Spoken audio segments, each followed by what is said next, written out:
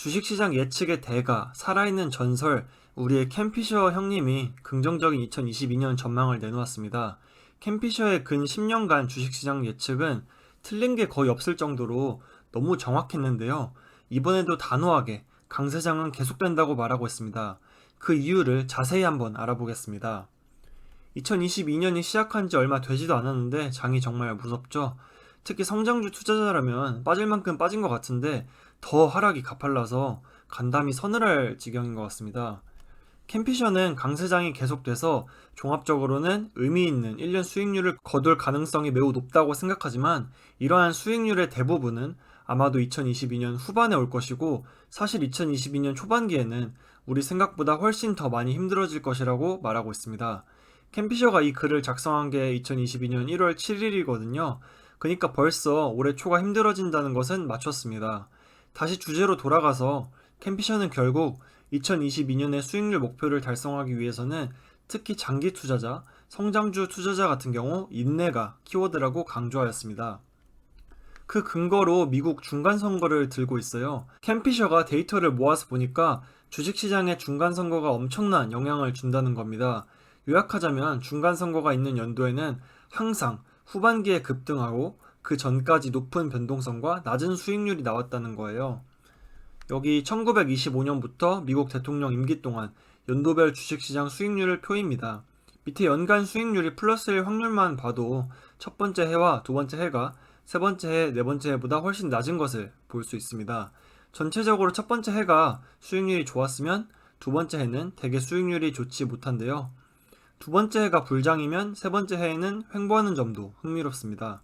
이런 부분을 보고 우리는 예상을 해볼 수가 있죠.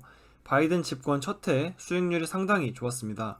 바이든 집권 2년차인 올해는 인플레이션, 공급망 이슈, 테이퍼링 등 수익률이 좋지 못할 것이 예상되기 때문에 즉 통계적으로는 확실히 내년에는 증시가 떡상할 가능성이 높다는 것을 예상할 수 있습니다. 추세로 보았을 때 1989년 부시 대통령 시절이나 트럼프 대통령 시절과 비슷하게 증시가 흘러갈 것 같다라는 생각도 듭니다. 이 그래프를 보면 이러한 부분이 더 직관적으로 이해가 됩니다. 역대 대통령의 두 번째 해와 세 번째 해의 분기별 평균 S&P 500 지수 수익률을 나타낸 것인데요. 평균임에도 불구하고 대통령 두 번째 해의 1분기, 2분기, 3분기는 상당히 수익률이 안 좋습니다. 중간 선거를 거치면서 반등하며 세 번째 해에 증시가 상당한 랠리를 보여주게 됩니다. 평균에 참 놀라운 통계입니다.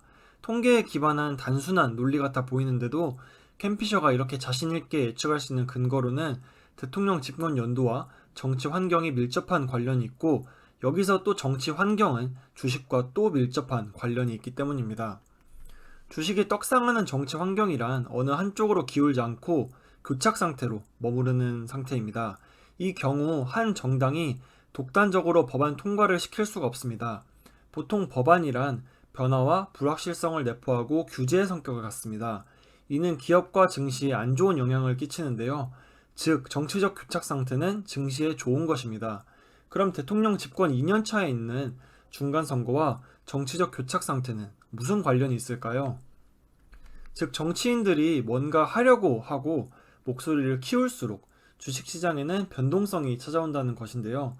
대통령 2년 차에 있는 중간 선거는 정치적으로 논란이 되는 이슈가 가장 많이 다뤄지는 시기입니다. 대통령은 2년 차에 벌써 권력을 잃으면 국정운영 동력이 사라지기 때문에 밀어붙이게 되고 반대당은 기를 쓰고 다음 대선에서 정권 탈환을 위해서 발판을 만들기 위해 노력합니다. 그렇기 때문에 캠피셔의 이론대로라면 주식엔 큰 변동성이 있을 수밖에 없겠죠. 지금 미국 정치 지형은 어떤가요?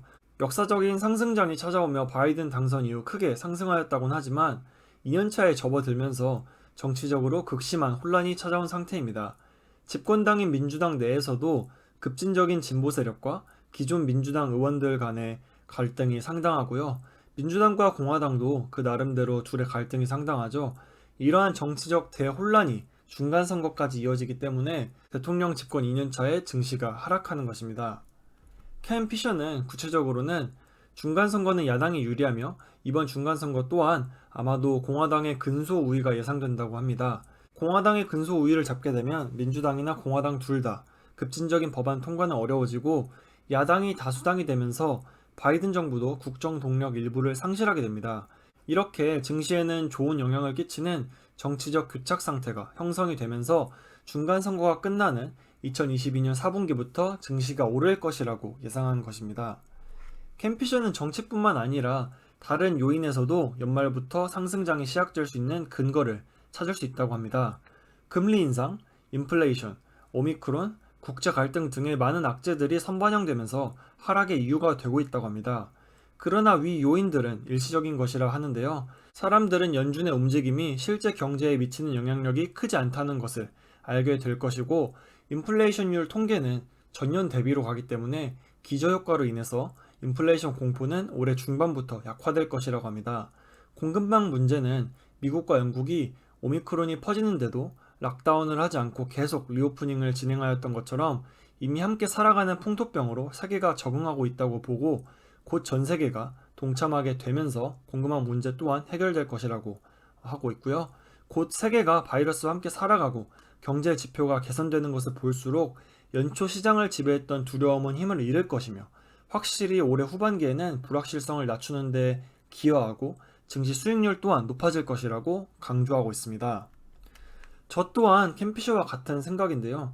미국의 정치적인 지형과 역사적으로 반복됐던 패턴뿐만 아니라 이미 연초에 증시 전체 지수가 이렇게 두들겨 맞으면서 금리 인상과 같은 각종 불안 요소들이 상반기 동안 선반영되고 나면 하반기부터 상승할 수밖에 없고, 특히 올해 안에 팬데믹이 끝난다면 공급망 병목 현상이 일시에 해소되면서 올 연말경에는 큰 랠리가 찾아올 것으로 보고 있습니다. 제가 말만 이렇게 하는 게 아니라 조금씩 야금야금 매수를 이미 시작했고요. 계속 포지션을 늘리고 목표는 4분기 전까지 최대로 포지션을 빌딩할 예정입니다. 마지막으로 캠피셔는 강세장 수익을 놓치지 말라고 항상 강조합니다. 증시는 랠리 타이밍을 정확히 맞추기 어렵고, 장기 수익률은 랠리 전까지 변동성을 견뎌낸 보상입니다. 캠피셔는 2022년은 주식시장에 전해지는 이러한 교훈의 축소판이 될 것이라 하고 있습니다. 단기적으로 주식시장이 급락해서 많은 분들이 힘드실 텐데요. 이번 영상이 존버하시는 데 힘이 되고 새로운 전략을 세우는 데 도움이 되셨으면 좋겠습니다. 오늘도 영상 봐주셔서 감사합니다.